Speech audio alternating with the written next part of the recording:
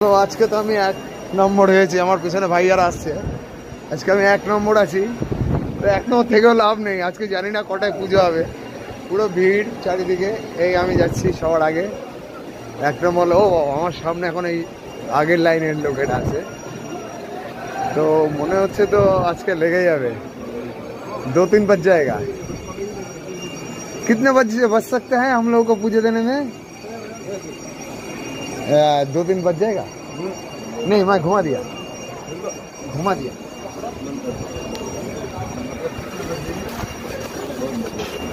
एक बजेगा। हाँ।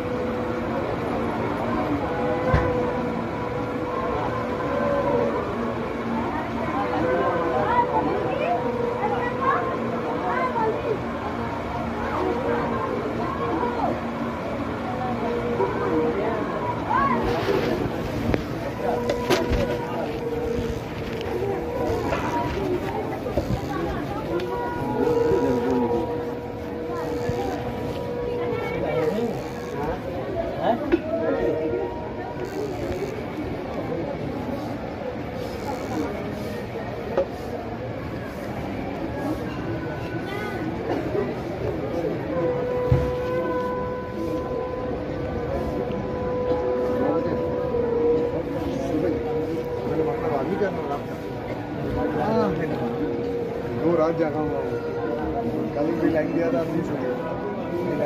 आज